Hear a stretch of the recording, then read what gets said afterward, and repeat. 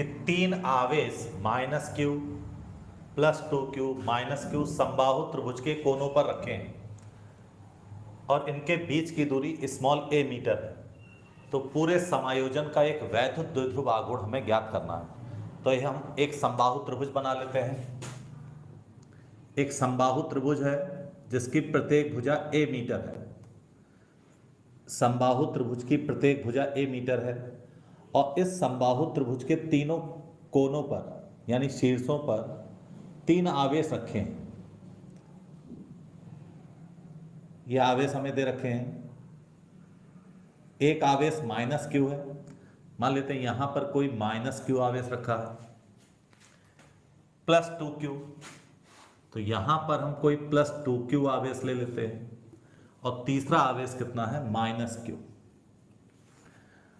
इनके बीच की दूरी a है, तीनों के बीच की दूरी कितनी है, a। तो पूरे समायोजन का हमें वैद्युत द्विध्रुव आघूर्ण ज्ञात करना है। तो पूरे समायोजन का वैद्युत द्विध्रुव आघूर्ण ज्ञात करने के लिए हम मान लेते हैं, देखिए यहां पर वैद्युत द्विध्रुव देखते हैं कहां पे बन रहा है। तो ये माइनस क्यू है और ये क्या है, प्लस 2q।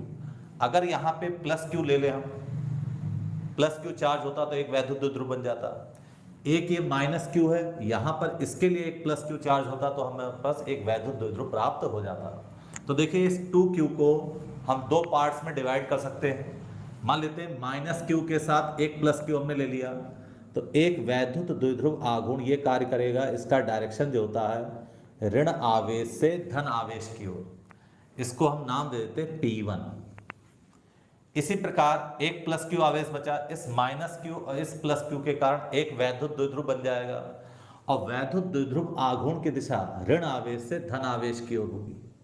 वैद्युत द्विध्रुव आघूर्ण की दिशा ऋण आवेश से धन आवेश की ओर होगी। ये नाम दे दिया हमने P2। ये समबाहु त्रिभुज है तो इसका प्रत्येक कोण जो होगा 60 डिग्री का होगा। ये भी 60 डिग्री होगा और ये भी 60 डिग्री होगा और ये भी कितना होगा बेटा, 60 डिग्री।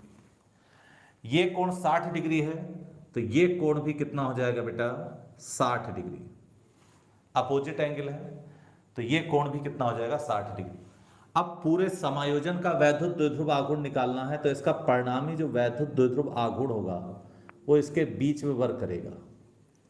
तो ये हमारे पास डायग्राम बन गया। पूरे समायोजन का वैद्युत द्विध्रुव आघूर्ण निकालना था तो ये माइनस क्यू है, इसके लिए हमें वैद्युत द्विध्रुव बनने के लिए एक प्लस क्यू चाहिए। एक ये माइनस क्यू है, इसके वैद्युत द्विध्रुव बनने के लिए एक हमें प्लस क्यू चाहिए। ये 2q है तो एक प्लस क्यू इसके साथ ले लिया हमने, तो ये वैद्युत द्विध्रुव बन गया। इसका वैद्युत द्विध्रुव आघूर्ण की दिशा ऋण आवेश से धन आवेश की ओर ले ली हमने। एक माइनस क्यू यह है, एक प्लस क्यू यहां ले लिया, तो वैद्युत द्विध्रुव आघूर्ण की दिशा जो होगी ऋण आवेश से धन आवेश की ओर। इनका परिणामी यहां बीच में वर्क करेगा। इनके बीच एंगल कितना बनेगा, 60 डिग्री।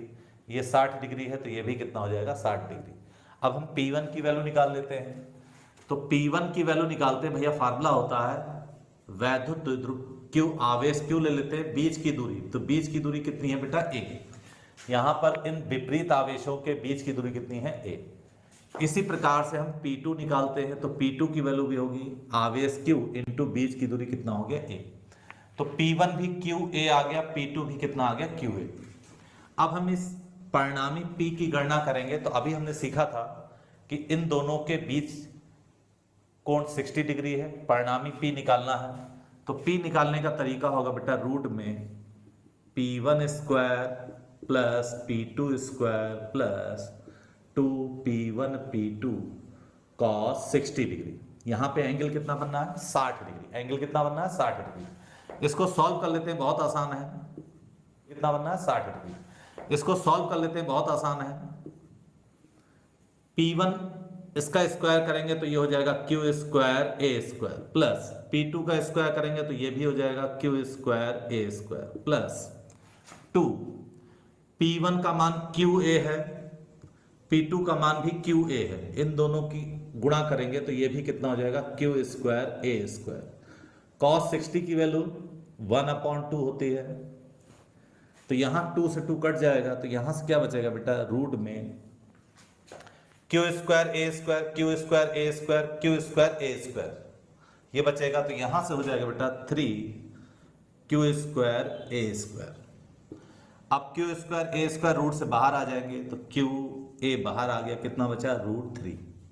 तो P बराबर वैद्युत द्विध्रुव आघूर्ण की यूनिट होती है कूलाम मीटर।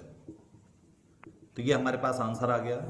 इस समायोजन का वैद्युत द्विध्रुव आघूर्ण हमें प्राप्त हो गया P बराबर QA √3 कूलाम मीटर। तो बहुत आसान था, एक बार दोबारा से जल्दी समझ लेते हैं।